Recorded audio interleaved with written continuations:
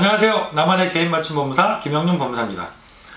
이번 시간에는 제 유튜브에 댓글을 달아주신 질문사항이 있어서 설명을 드리려고 합니다.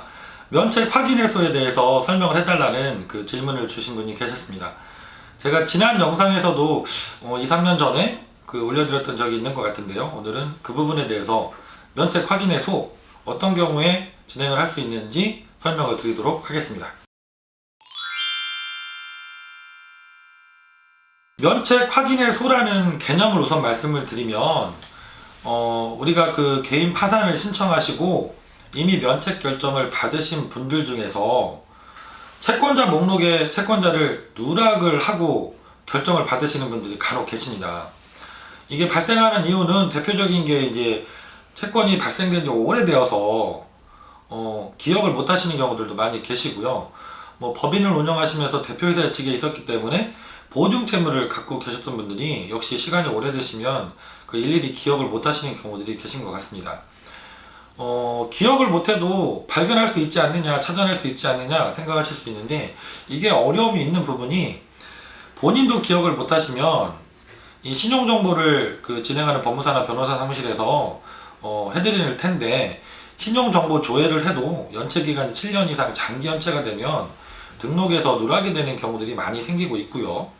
특히 보증채무 같은 경우는 신용정보상에 나타나지 않는 경우들이 많아서 법률사무실에서도 이걸 찾아드리는 게 쉽지 않은 경우들이 많이 있습니다. 그러다 보니까 이렇게 누락이 되는 채권들이 발생하고 있습니다. 이렇게 내가 면책을 받았는데 채권이 누락된 경우에 나중에 이 누락된 세력이 발견이 되면 이거를 면책을 받았다고 해야 될지, 이거는 따로 면책이 된 게 아니기 때문에 채무를 상환해야 되는 것인지 고민이 되는 것이죠. 이때 활용할 수 있는 제도가 면책 확인해소입니다. 내가 이미 파산 면책을 받았는데 실수로 누락을 했다.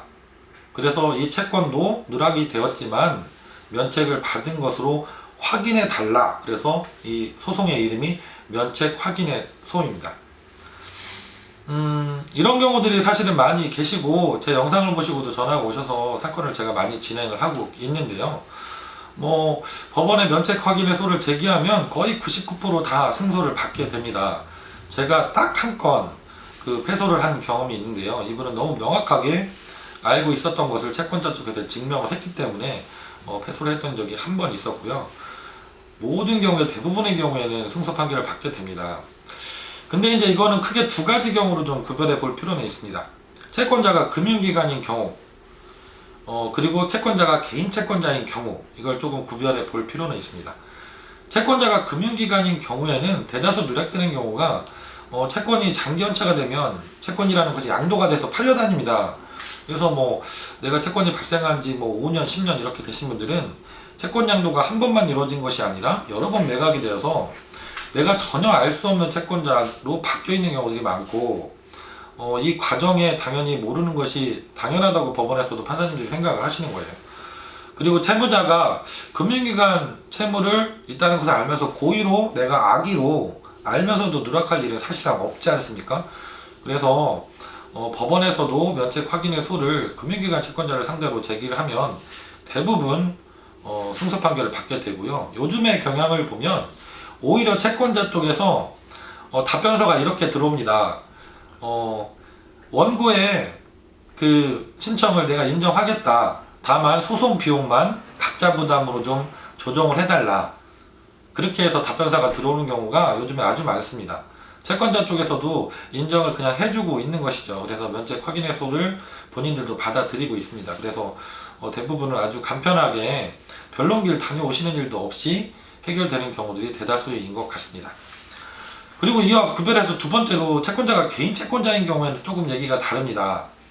법원에서도 이 채권자가 개인 채권자의 경우에는 조금 다르게 보고 계신 것 같고요.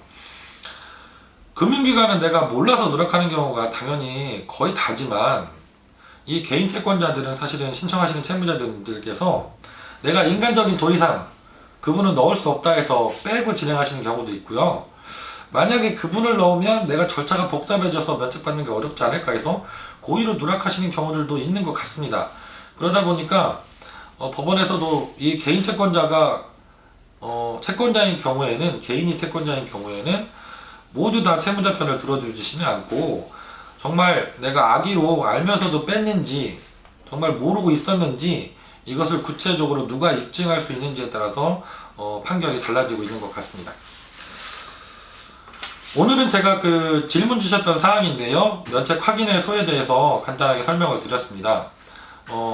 이 부분도 개인 채권자인 경우에는 구체적인 판단이 필요한 부분이기도 합니다. 그래서 궁금한 게 있으신 분들은 저희 사무실에 전화를 주시고 직원들에게 상담 메모를 남겨주시거나 예약을 잡아주시면 제가 한 분 한 분 상담을 드리도록 하겠습니다.